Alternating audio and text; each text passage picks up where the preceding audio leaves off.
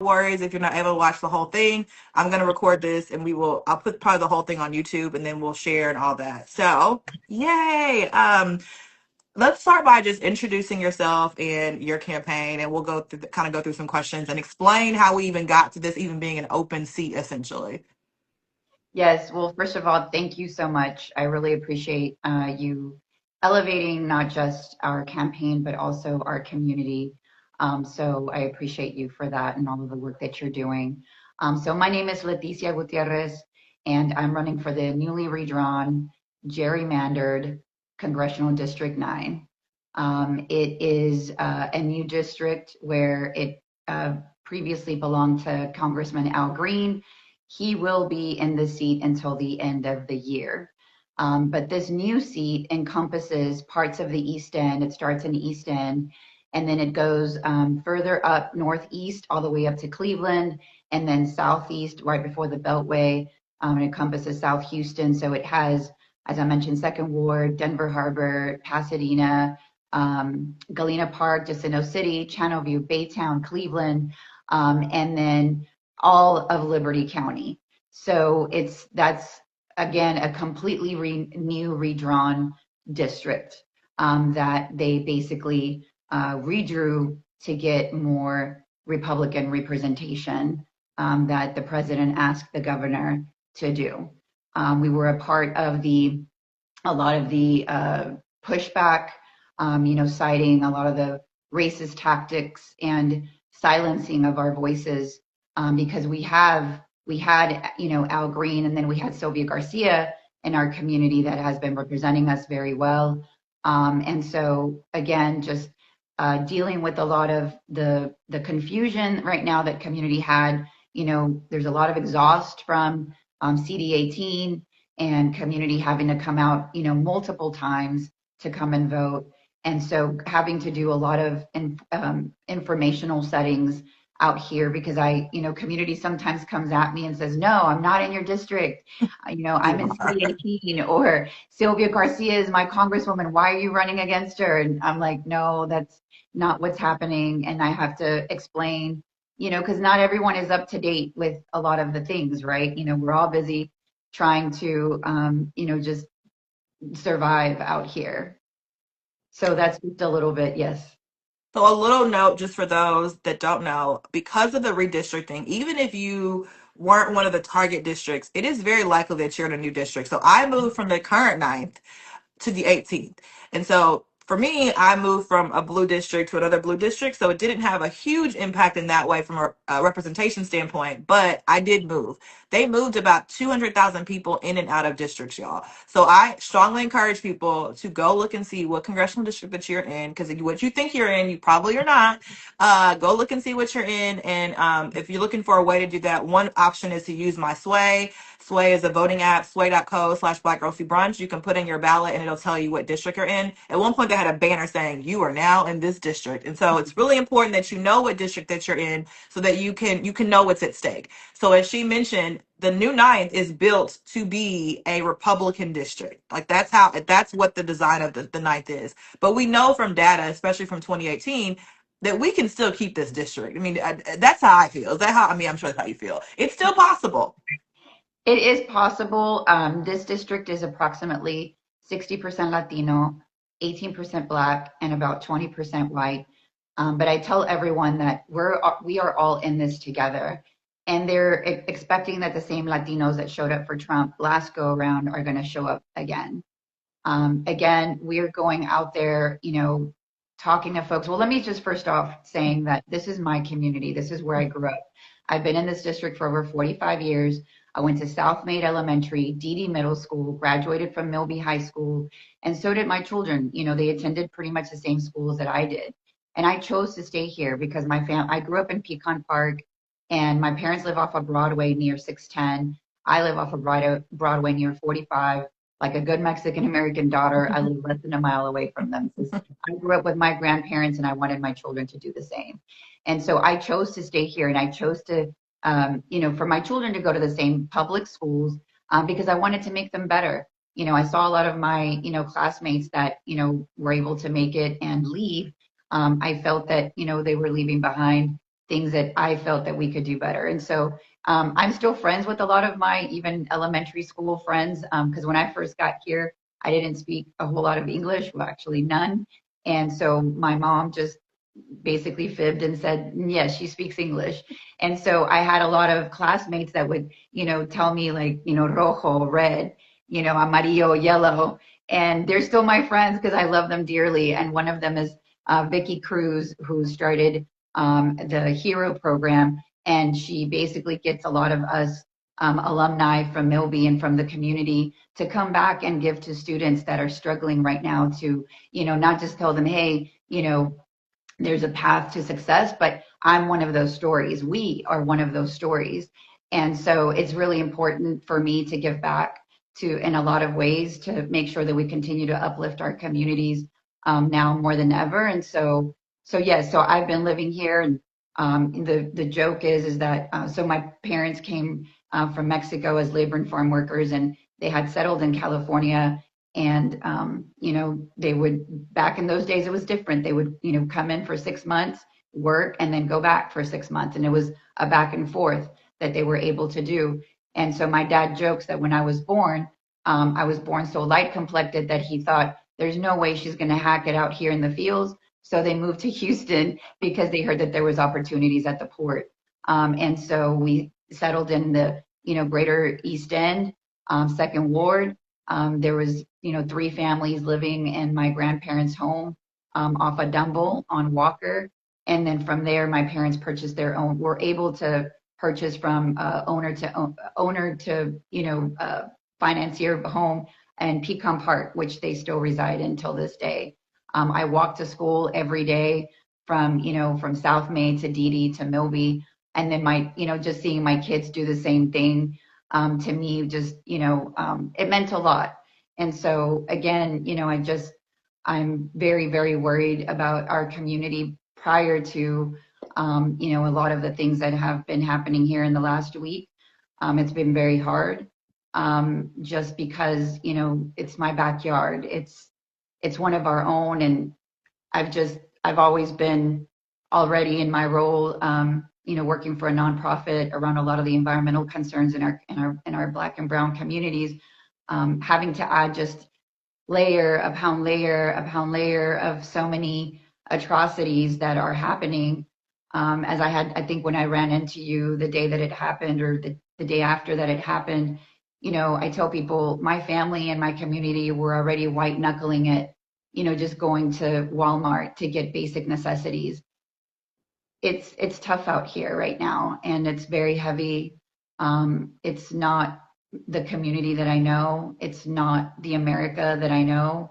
By the way, I'm very emotional as well because my son is currently serving in the United States Army, and he's serving proudly, and he loves this country. And he just left a couple of hours ago back to Germany, and so it was really hard for him to just see the things and hear the things, because he knows that we can do better. This is, again, not who, I know people say, well, this is who we are because this is what people are showing us. And maybe I'm trying to, not be a complete hopeful, optimistic person, but I feel that there's more good people than bad. And that's the only thing, honestly, that keeps me going right now. I didn't choose, honestly, to run. That wasn't in my 2026 plans. I genuinely feel that God put me in this position. I've been working all of my life for the last 15 years with my community, again, around, it started really with speed bumps in my in my community, because we didn't have any. And we would go to other school districts on the west side, and we would see amazing green spaces and sidewalks and speed bumps where kids could actually walk to school and not have to worry about getting trampled by a car. And that's how my activism started. And I always joke, but it's serious. I feel that moms are the original organizers. We're always trying to protect our kids or other kids. And so that's how it all started for me. And then, I did make a run for city council about 14, 15 years ago. I say it was a blip because I wasn't expecting to win, but that led me into my environmental role at Airlines Houston now, where I'm the government relations and community outreach director for the past 11 years now. And that spun off because I was talking very loudly about how a lot of our children here in the community were suffering with upper respiratory issues. It wasn't just my son that was having to miss school and lug around a breathing, nebulizer. There were other students there, and our community is a minority community. And actually, Black children are more susceptible to have emergency room visits as it pertains to their asthma. And I started looking at all of the discrepancies, and truthfully, this was before I started noticing all of this, when my pediatrician pointed out my zip code as being one of the main culprits. And I thought, my zip code? And he said, yes, your zip code has a lot to do with a lot of the health detriments and a lot of the things that your son is currently facing. And so again, I did a lot of digging, and I just was appalled that a lot of the things that we were already faced with here, no one seemed to have been paying attention. And so I took it upon myself to just, ring the alarm, gather moms, go organize with mothers and other parents as well, and attend civic associations, go to church, go to things that I just to go sit with community and find out more about what it was that they were going through before I asked for them to come and partake in the things that we were embarking on around sounding the alarm around a lot of the air pollution and water contamination in our schools. And I'm sorry, I feel like I kind of went on and on, but it's No, just it so was you didn't go on. You answered like 10 of my questions there, but it spun off several other questions someone put in the chat. So one of the reasons why I wanted to bring Leticia Gutierrez on today is because I need people to understand what redistricting means, not just for the Black community. We've been talking about what that means for Black political power a lot on my page, but I want Latinos in Houston to understand what this means for the Latino community as well when it comes to Black political power. We're sitting here watching Congresswoman Sylvia Garcia be one of the strongest advocates for this community, for the East End of Houston, which is currently in her district. But because of redistricting, the East End of Houston is not going to be in her district. It's in the new ninth. So where Lorenzo Salgado Arujo was murdered by ICE this week or last week, where that happened is going to be in the new ninth. And so we don't sit up here and we don't, send money to advocate for, share her message and talk about how great of a candidate she is. The area where ICE murdered a man in Houston could be represented by a Trump endorsed candidate. And I will bet some money that she is not going to be up here advocating for that community in the same way that Sylvia Garcia is currently, and some of that I know that you will be as well. So I think that's really important people to know. I posted a video about that because I don't think people knew that, and from my comments, people didn't know that. They didn't know the East End of Houston, which you just shared some of the history there. The East End of Houston has historic Latino neighborhoods. And so it's going to be on us, and I say us, even those of us that aren't in the ninth, to help tell this story, help people know that if we don't show up, then if we don't show up throughout that area, this area will be represented by a Trump endorsed candidate. I think one thing too that one of the things I looked at, I've been doing the deep data dives into the district, and they talk about how they moved some of the precincts in the East End that had some of the lowest turnout. We know like they love to move those kind of districts around. And so we know the numbers are there. We've got to just activate those communities to get them turned out. And I put that onus on all of us. That's not just on the people who don't vote. That's on us to get the message out there for them to understand like what's at stake here. So I want to talk about what happened. And just, I know this is your community. This is not like something that you saw on TV. This happened in your community. But I want to kind of talk about what happened and what your team has been doing in response to what happened in the East End of Houston last week with ICE. Yes. So we had already heard some reports from ICE or from our community regarding ICE popping up in our community. I will tell you, and I'm very nervous about, mentioning businesses that we're friendly with. But I will tell you, there's a couple of businesses in this area in Magnolia that they're owners of a business, but they're DACA recipients as well. And so they, call sometimes, and there was an incident where there was some ICE that had popped up down the street. They closed the business, everybody runs out the back, and no business for that day, right? So again, these things were already starting to happen, and community was already starting to, again, be on high alert.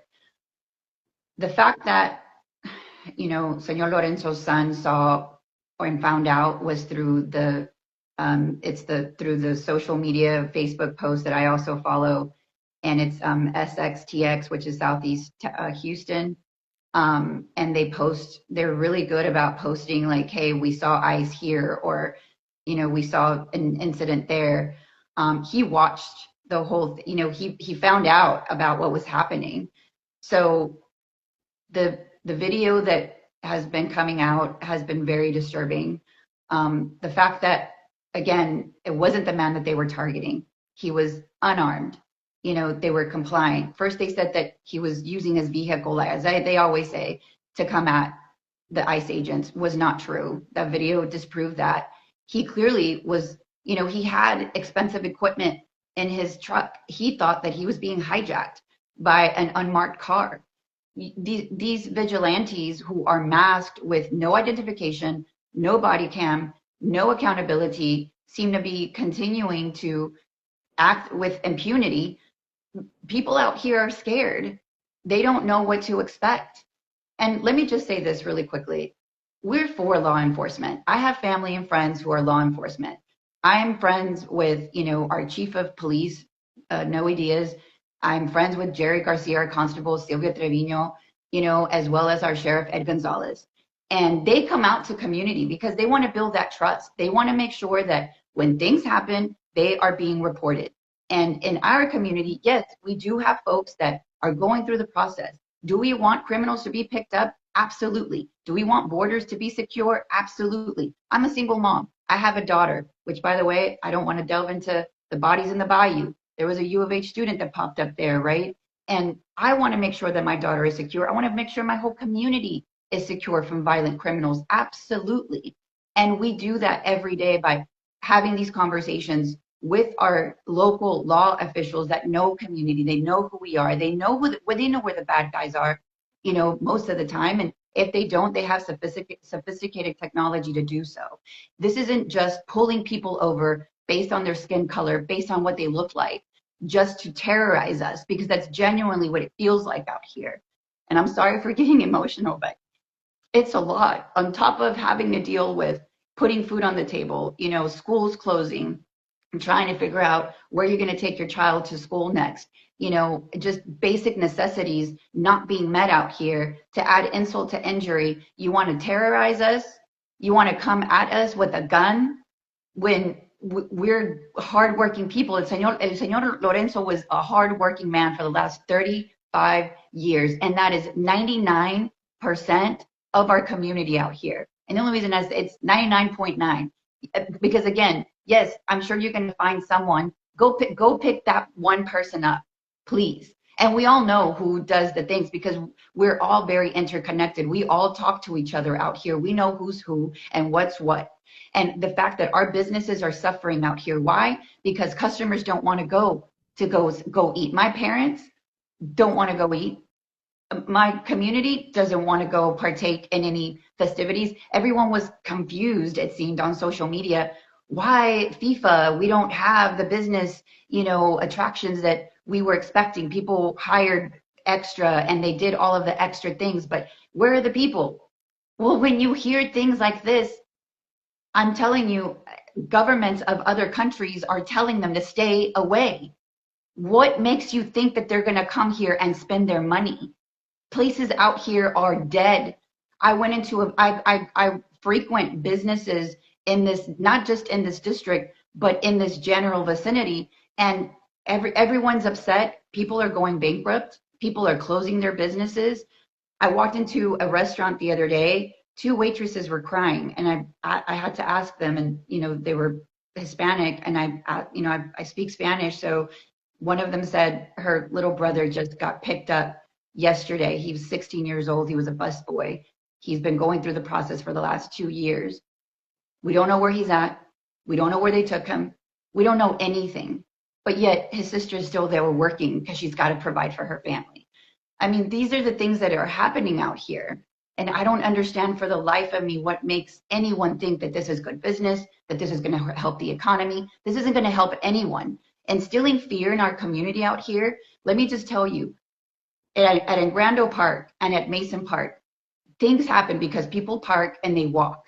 And there you will have an incident every now and then. Well, these incidents are not being reported. If somebody gets broken into, if somebody gets assaulted, these things are not being reported because people are scared of the police. They're scared of someone calling ICE. Not because they're undocumented, by the way, but because they're scared that they too, because they're not just doing this to folks that are going through the process. They're catching people at the courthouse when they're there to show up for their hearings. You have veterans that are being deported. I mean, this is just across the board a trample on our democracy, a trample on our rights, a trample on every single thing that this country has actually fought wars for because they were not okay with the way things were happening in this manner. This is modern day concentration camps. You know, I haven't even spoken on the detention centers and the disgusting, you know, Ridiculous. inhumane ways that they're treating people there. They're treating us like dogs, worse than dogs. I mean, you shoot a man. We just saw the footage up in Maine. You shoot a man and you drag him out like a piece of meat for his little girl and his wife to see. What have we become? What have we become? And this isn't helping anyone. And I'm telling you, there are folks that are not okay with it, that claim to be Christian. If I don't come to me with your Christian values, because by the way, I am Catholic and I consider myself a pretty devout Catholic. I go to church, I do, and I hear my priests and I hear our Pope, and he says, this is not pro life. This is not pro humanity.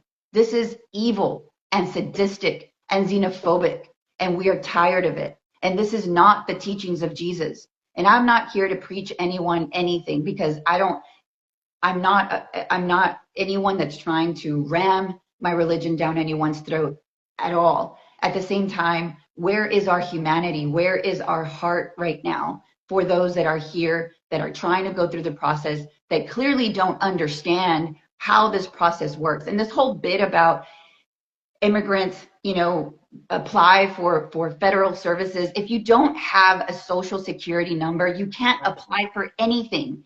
Okay. And let me just tell you this. If you are going through the process and they find out that you even tried to apply or were any sort of federal assistance, they will revoke your documentation. They want to see that you can prove that you're going to work here. And not only if you can work here, that you have family or someone to support you just in case your job goes away.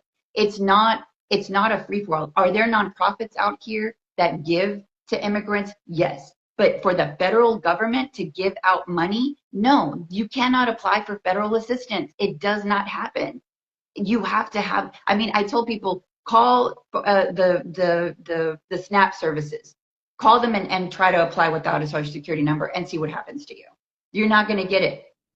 And again, these are the fallacies and the things that people do not understand. Immigrants actually pay billions of dollars in state and federal taxes by the things that they buy. And by the way, they do pay taxes when they give them that EIN number, that temporary number, whenever they're here trying to work towards their documentation. They have to pay taxes. And guess what? They don't see anything back, especially now that they're being deported.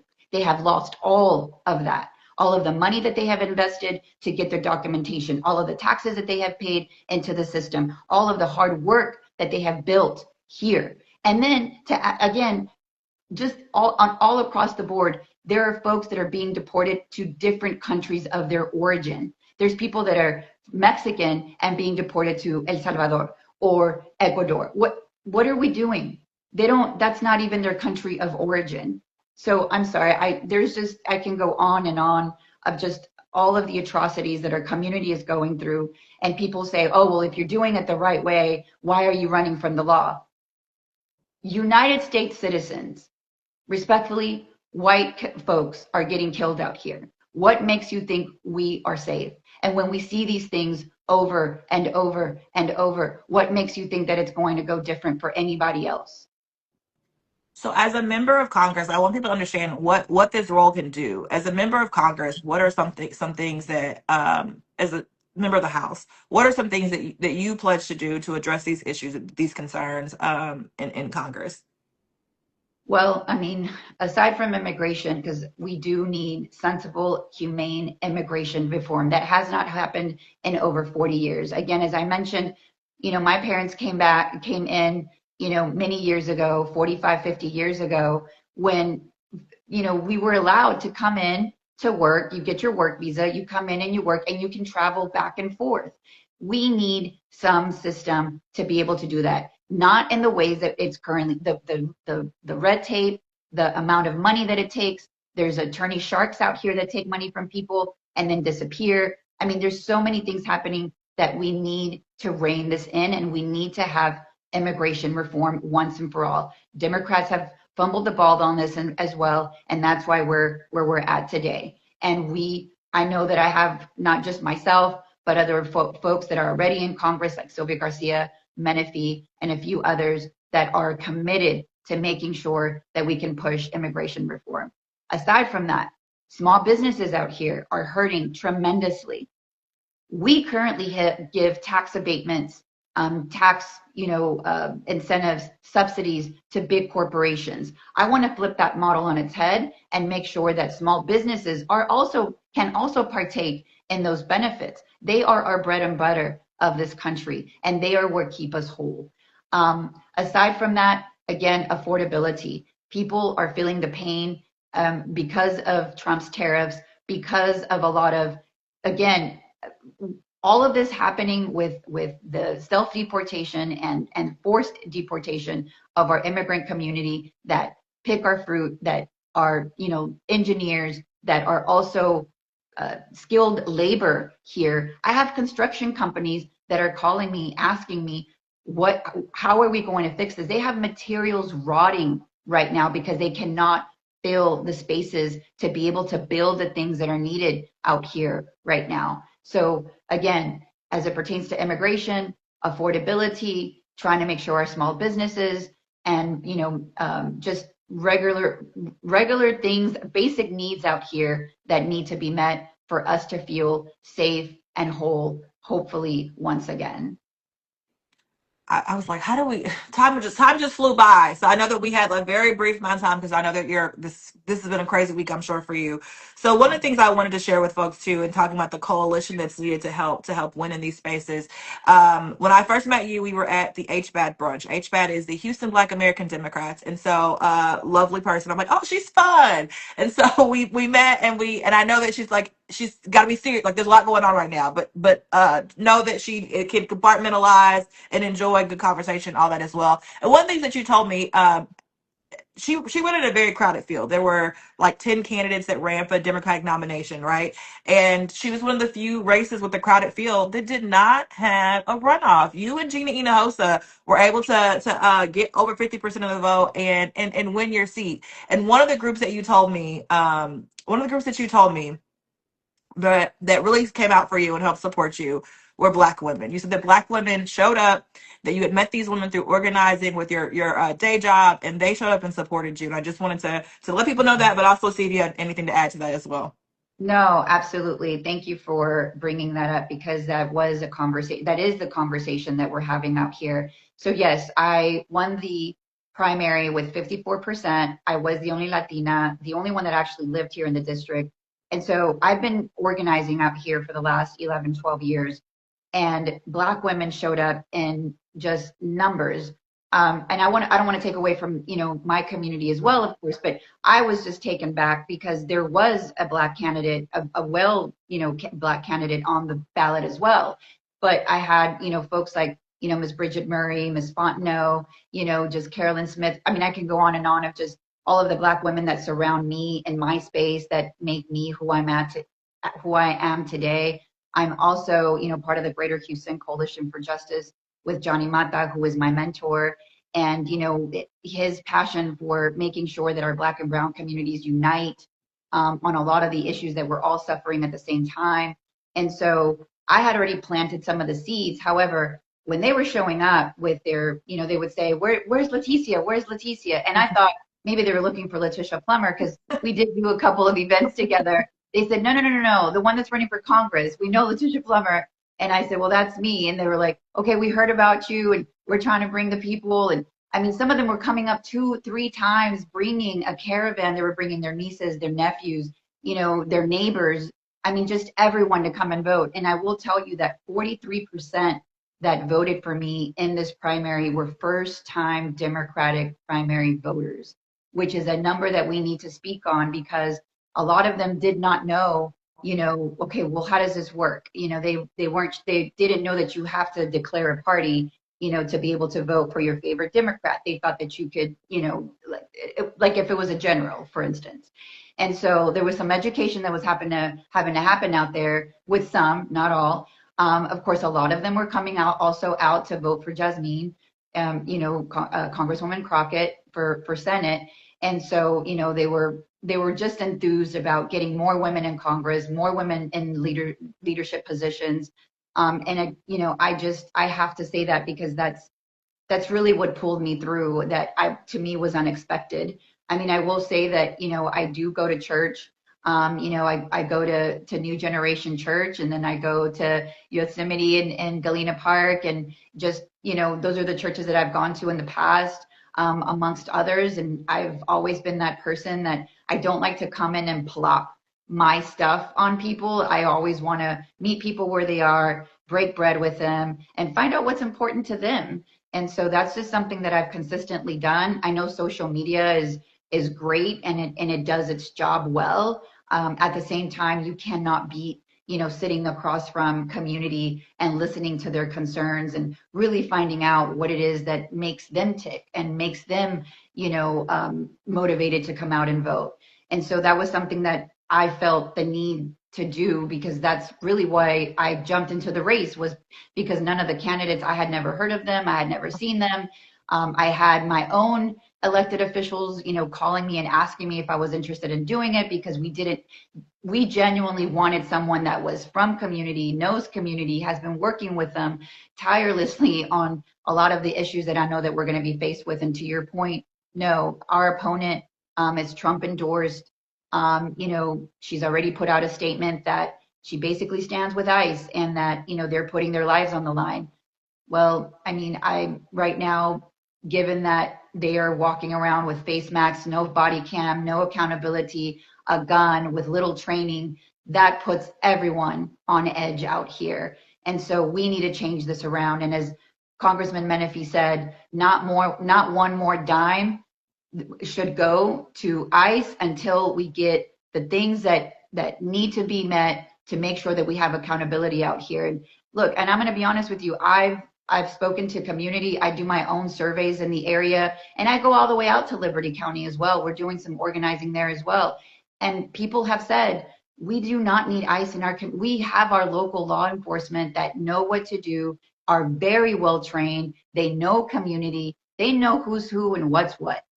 And so, unless we need to pull in the federal ICE agents, to come and do a certain job that pertains to that, okay, fine. But our local law enforcement already know what to do, and so we don't need them, and we don't want them here. That's not necessary right now. And the way that they're, again, terrorizing community, it's not boding well on any demographic, on any level, for anyone.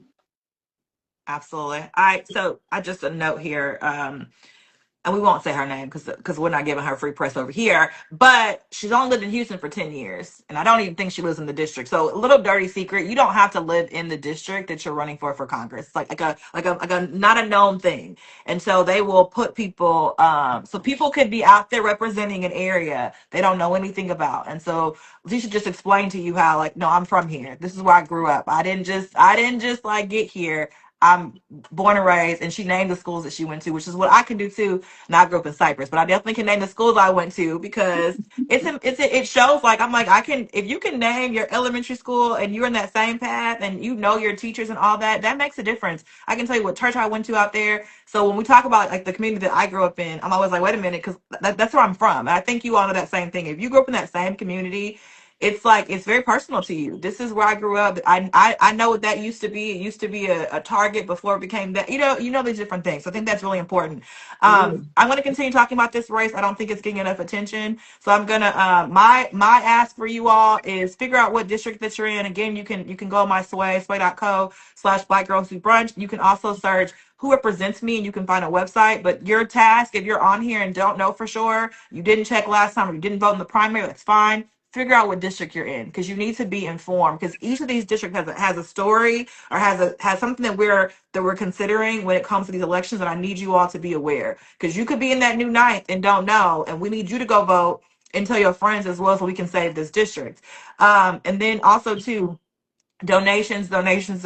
We need to be helping to fund this. So even if you're not in the district, but you know how important it is for that ninth to have representation that looks like them, that's from the community, that understands them, then we need to what we call sow a seed on that word and send some money to Leticia's campaign.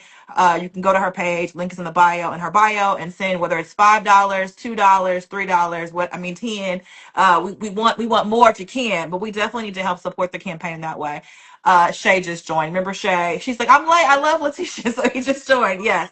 Any final words from you? I know that you're super busy. I've already kept you over. Any final words that you want to share? No, again, I appreciate you so much for elevating this, not just our concerns and our issues, but obviously this campaign. I tell everyone this is the people's campaign. We're Tejanos y no nos rajamos. That means that, we're Texans and we don't give up, and our community, both of our communities together, I know that we can push together and get us to the finish line. Again, LeticiaForCongress.com, as you just eloquently said, $5, $10. This is a grassroots campaign. I have committed to not taking money from anything or anyone that is going to, not behoove this. And that would literally, negate the whole reason why I'm running. And so I want to make sure that our community is protected, that we have what we need, and maybe a little bit of what we want. And we're not going to be able to get this if we don't pull together. And that means every demographic, every religion, it doesn't matter your social economic status, but I will say this district is one that is very underserved. We have an average of 73,000 annual income out here, less than 20-year life expectancy out here. I mean, there's so many things that we're grappling with. And I know that we have the industry corridor here that fuels not just our region, our state, and our country and parts of the world. And we understand that we need them, but they also have to do right by us. And we have to make sure that just like everybody else, that they, make sure that, they're abiding by the rules. And so I know that currently the current Trump administration is rolling back a lot of those protections for us. And we need to make sure that, that we are, again, that our health is not on the chopping block yet again. So again, LeticiaForCongress.com. Thank you so much. Thank you, Shay. I really appreciate y'all. Please let me know when we can hang out soon because I certainly love to learn more about all of the things. And I have to plug in my sister, Leticia Plummer, because she and I have been working tirelessly for the last 8 years for community, and she's also running for county judge. So to my Latino compadres out there, please remember Leticia Plummer. She's out here in community. She's doing all of the things, and together, I promise you, we're going to bring you some wins. So a couple things. We got to get you a TikTok. I'll talk to your team about that. We got to get you a TikTok. I'm like, if you're not on there, your opponent will be on there. We got to get you a TikTok. You'll be on. I'm gonna post this over there before you even get on TikTok. And I wanna come back and do a. We'll have to have you come back at some point because I know it's crazy right now to talk about the health disparities with like the clean air stuff. Because like that Houston arrow, when you see that Houston arrow when it comes to kids asthma, it is startling. And I think that's a really important thing that people need to understand, those kind of health disparities that we see in our communities, the environmental injustice, all these different things. So I want us to come back and have a longer discussion just about that. But thank you so much. I know that today's crazy for you because your son just left. So I'm so glad that you took the time to talk to me today. I appreciate it. And I know my audience will as well. Thank you. I appreciate y'all. Thank you. Bye-bye.